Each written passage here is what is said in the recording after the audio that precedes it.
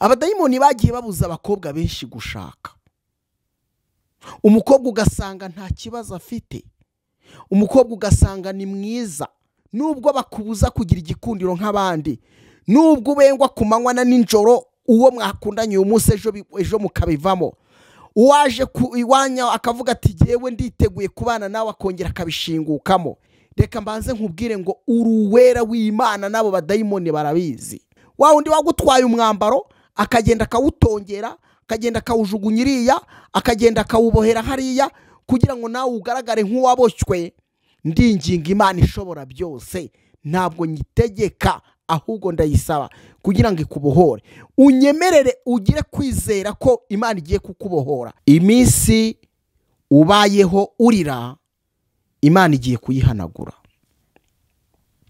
Iminsi umaze utanezerewe, Imana igiye kuguha umunezero. Wa mukobwa we waranzwe igihe kirekire, ariko Imana igiye kuguha igikundiro. Abagabo 50 cyangwa se abasore 50, nari mbese abasore 50 bageze iwanyu barakurambagiza, baragenda batagutwaye, ariko Imana igiye kugukura hako gasuzuguro. Bagera i Kaperinawumu, nuko ku isabato yinjira mu isinagogi arigisha. Batangazwa no kwigisha kwe, kuko yabigishaga nk'ufite ubutware ntase nabo. Mu isinagogi yabo harimo umuntu wari utewe n'abadayimoni, arataka cyane ati, duhuriye he Yesu w'i Nazareti? Uje kuturirimbira? Ndakuzi uruwera w'Imana. Reka mbahe ikaze kandi mbashimire mwese abadukunda n'abadukurikira, mwese mbahe ikaze, mbifurize umugisha w'Imana mu byo mukora byose. Imana ibagirire neza. Uyu munsi munyemere nanone twongere tuganire rwose ku bijyanye n'imbaraga z'abadayimoni. Imbaraga z'abadayimoni ni imbaraga zidasanzwe, ariko kandi ni imbaraga zitajya zinesha imbaraga za Mwuka Wera, imbaraga z'Imana. Munyemerere mbere yuko tuganira tubanze twiragize Imana kugira ngo ibintu byose bigende neza. Imana nziza kandi Imana nzima, tugushime kandi tugushimire. Nyemerera uyu mwanya twongere nanone tuzi imbere yawe kandi tukwiragize muri byose. Ubwo tugiye kuganira ku myuka mibi y'abadayimoni, uzubane natwe kugeza kino kiganiro kigeze ku musozo. Mu izina ryawe ryera urakoze, amina. Bavandimwe nshuti z'umusaraba, mwese baha ikaze kandi mbashimire, mbifurize amagara mazima, mbifurize kugubwa neza no kumererwa neza, mbifurize kugira ubuzima buzira umuze, ubuzima burangwamo Imana, ubuzima bwuzuyemo ibyiza mwifuza. Uyu munsi reka munyemerere mbabwire ko burya abadayimoni bakora byinshi, ariko reka twivugire ku kintu kimwe gusa. Twivugire ku kintu kimwe. Ese burya wari uzi ko abadayimoni babuza umukobwa gushaka? Umukobwa ugasanga arasenga, umukobwa ugasanga se na nyina barasenga, ugasanga ababyara be barasenga, ugasanga abanyirarume barasenga, ugasanga famiye yose, umuryango wose urasenga, ariko umukobwa abadayimoni bakamubuza gushaka umugabo. Yesu yambukiranyije ageze i Kaperinawumu, yinjira mu rusengero hari ku isabato, atangira kwigisha, maze abari bari kumwe nawe mu rusengero batangazwa n'imyigishirize ye. Yigishaga nk'umutware, kandi koko niwe. Yigishaga nk'umuntu ufite imbaraga y'Imana, yigishaga nk'umuntu udatinya abadayimoni, yigishaga nk'Imana nyine. Mu isinagogi rero yabo harimo umuntu wari watewe n'abadayimoni, arataka cyane ati, duhuriye he Yesu w'i Nazareti? Uri kumva ko abadayimoni nabo batangira kumenya umuntu. Aramubwira ati, ese uje kuturirimbira? Uri kumva? Ati, ndakuzi uruwera w'Imana. Nkubwire ngo abadayimoni n'ubwo bakugarije, ariko uruwera w'Imana uruwera w'Imana, ibyo ugomba kubimenya, ibyo ugomba kubishyira mu mutima, ugomba kubishyira mu ntekerezo. Nubwo bakugarije muri ubwo buryo, nubwo bakubuza amahwemo, nubwo bakubuza kugira igikundiro nk'abandi, nubwo ubengwa ku manywa na nijoro, uwo mwakundanye uyu munsi ejo mukabivamo, uwaje iwanya akavuga ati yewe nditeguye kubana nawe, akongera akabishingukamo.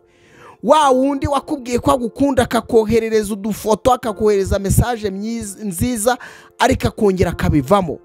Reka mbanze nkubwire ngo uruwera w'Imana n'abo badayimoni barabizi. Nkuko uyu mudayimoni wari wamaze gutera uyu muntu yatinyutse akabibwira Yesu ati ndakuzi uruwera w'Imana, niko nawe kuri uyu mugoroba nkubwira ngo uruwera w'Imana. Wa mukobwa we ntiwihebe, ntiwongere ngo ucike intege ngo uvuge ngo ubwo mbona bitariho bigenda gucya, ubwo uyu musore twakundanye bikanga, nuriya tugakundana bikanga, noneho ngiye gufata icyemezo cyo kugira gute, cyo kwirwanirira. Oya, menya ko uruwera w'Imana, wicika intege, kuko uyu nguyu Yesu yaramukijije, amukiza imbaraga z'abadayimoni, amukiza imbaraga z'imyuka mibi, arongera abamuzima, arongera aratekana, arongera aratuza, arongera arasubirana ubuzima, arongera ubumuntu, arongera agarura ubwenge. Ibyo ukwiye kubimenya. Maze Yesu akimara kumva ayo magambo ati sohoka muvemo, ati sohoka muvemo. Yesu aramubwira ati, aramucyaha ati hora muvemo. Dayimoni aramutigisa, amubiza urufuro, amubiza icyokere, amwambura ubusa, amukoza hirya, amukoza hino.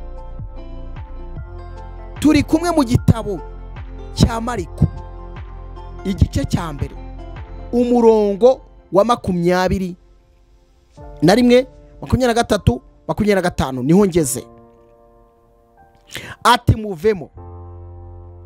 Ndagira ngo nkubwire ngo umudayimoni utezwa, abadayimoni bakwirukamwe mu buzima bwawe, Imana ishobora byose ndi kuyinginga ngo akuvemo, ndi kuyisaba ngo akuvemo. Ntago ni nk'abandi bavuga ngo ndategetse, je ntawe ndiwe, ntabwo ndi umuntu wo gutegeka ngo ndategetse, ahubwo ndasaba imbaraga y'Imana.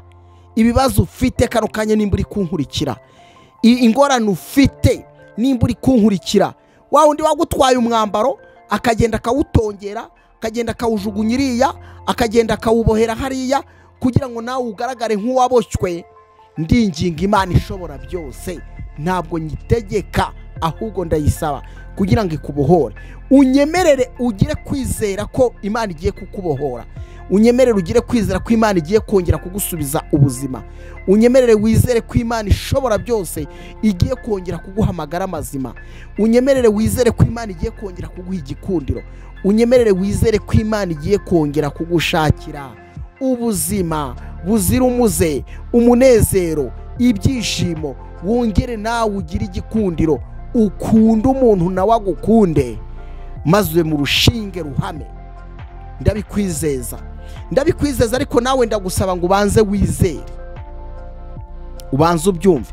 Hari abakobwa benshi rimwe na rimwe mugendana n'inshuti mbi, sinkubwiye ngo ucike ku bantu, oya, ahubwo hari igihe ugendana n'inshuti mbi, maze wahura n'umuntu yakureba akana ko mu jisho, ifuhe rikaza. Hari abakobwa mwigana, ejo mwajya gufeta anniversaire cyangwa pati y'umuntu runaka mu buryo ubu n'ubu, akakugirira ishyari kubera ko yabonye ko bakwifotorezaho kurenza uko bamwifotorezaho, ejo akagusura bya nyirarushwa, akaguhemukira. Mugire ubwenge, mubane n'abantu, ariko munabitondere. Imbaraga z'abadayimoni nababwiye ko umuntu wese ashobora no kuzisaba, akazisaba kandi akazibona. Nakubwiye ko hari imyuka mibi umuntu yemera akayikorera, kandi yamara kuyikorera rwose akayiyoboka, yamara kuyiyoboka ejo nawe akagenda gusagurira, mwasangira ukandura, mwagendana ukandura ibintu byose mbese ukoranye nawe bikagira gute nawe bikanduza ibyawe. Icyo usabwa ni ukumenya ubwenge, ukamenya abo mugendana, ukareba imyizerere yabo byose ukabigenzura, ukareba ngo ese mu by'ukuri uyu muntu nuwo kumfasha ibi nibi, nuwo kwizera mu buryo buno, ibyo byose ukabigenzura ukareba ko bishoboka. uyu muntu Yesu yakijije abadayimoni. Hari ubwo wavuga uti nanjye ndabyumva ariko simbyizera. Ndagira ngo nkubwize ukuri, utaranirwa agaramye agira ngo ijuru riri hafi. Abadayimoni baba henshi, abadayimoni bakorera mu mwijima, abadayimoni usanga inshuro nyinshi iyo utiyambaza Imana ku manywa na nijoro ngo usenge usaba imbaraga yo kugutsindira abadayimoni, uzasanga abantu benshi bagirana intonganya mu rugo, bahora barwana, bahora bapfa ubuntu bw'amafuti. Uzasanga ari abantu badatuje, uzasanga ari abantu badatekanye. Nzi neza ko nawe wa mukobwa rimwe na rimwe mu muryango iwanyu uzasanga hari abakubwira ngo nyamara ufite ikibazo, aho kugira ngo bakubwira ati dore cyakemuka gutya, ahubwo bakakugira inama yo kujya mu bapfumu, bakakugira inama yo kujya mu bindi bidafite umumaro. Ndagira ngo nkubwire ngo uko Yesu yakijije uyu murwayi wari ufite indwara y'abadayimoni, ni nako nawe aka kanya nimba urwaye iyi ndwara wamanika ibiganza byawe ukinginga Imana ishobora byose, maze Imana ikagira gute, ikagukiza. Nimba uri kumva rino jwi, nimba unteze amatwi, nimba ushaka kumva icyo Imana ivuga, jya muri Mariko igice cya mbere, maze uhere kuri uyu murongo wa 25 ukomeze ugere hasi.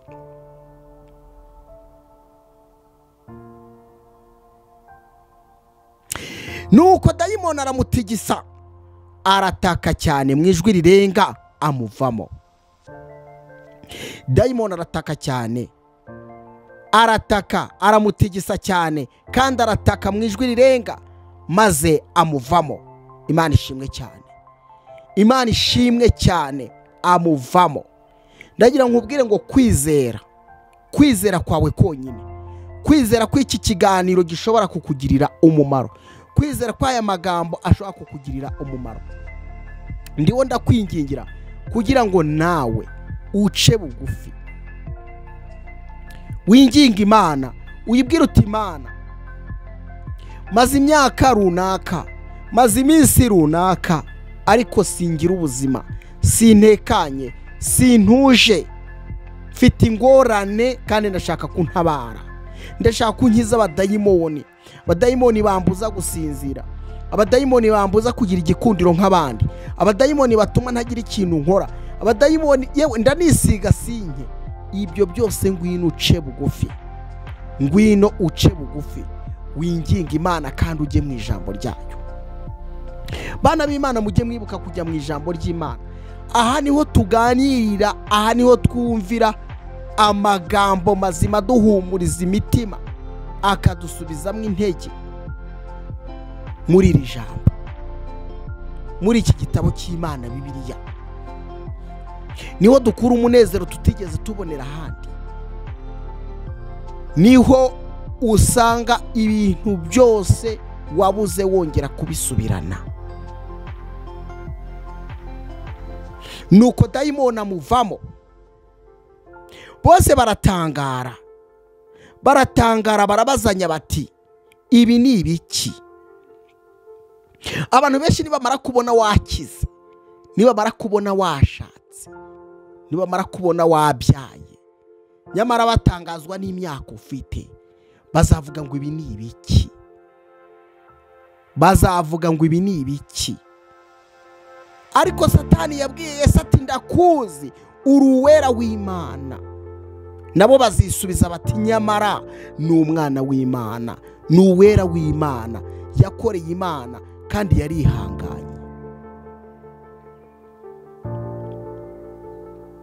Jya usenga ubwira Imana uti ndashaka kugambirira kureka ikibi cyose, ndashaka kugukunda kandi nkagukorera, ariko ndagusaba umenye gusaba. Erega ijambo ry'Imana riravuga ngo murasaba ntimuhabwe kuko musaba nabi.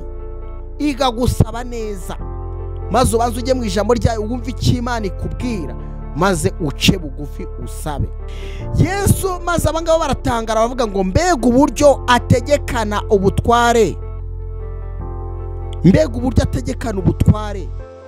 Yego ategekana ubutware, n'abadayimoni bakamuvamo. Nawe nujya ujya gusaba Imana, nujya ujya kuyibwira ngo Mana mfasha nkiza, ujye uvuga ushize amanga, maze nawe agutinya titire, ahagire ngo wabaye undi. Nyine uba wanabaye undi, ntabwo ari wawe unamenyereye. Uwo mwanya yamaze gukira, inkuru ikwira hose, ikwira hose mu gihugu, ikwira hose mu gihugu gihereranye na hehe ni Galilaya. Mushiki wanjye, ndagira ngo nkubwire ngo urushyize kera ruhinyuza intwari. Iminsi ubayeho urira, Imana igiye kuyihanagura.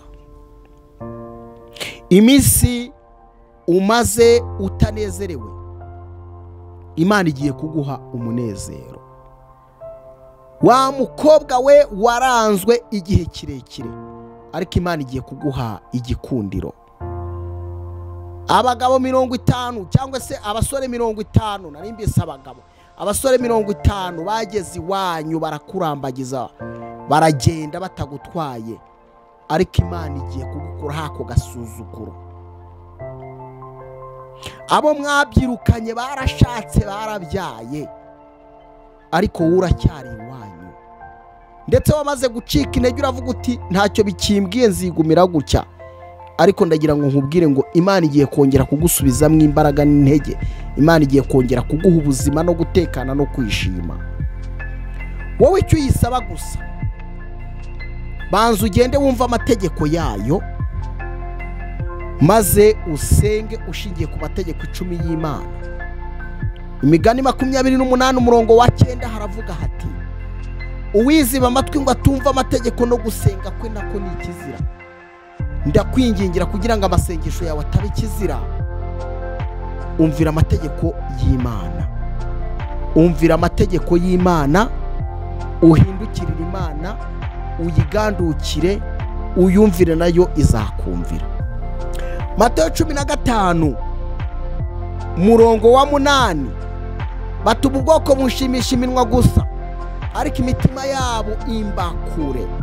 Ndagira ngo nkwingingire umutima wawe ushyire ku Mana, umutima wawe ntujye kure y'Imana.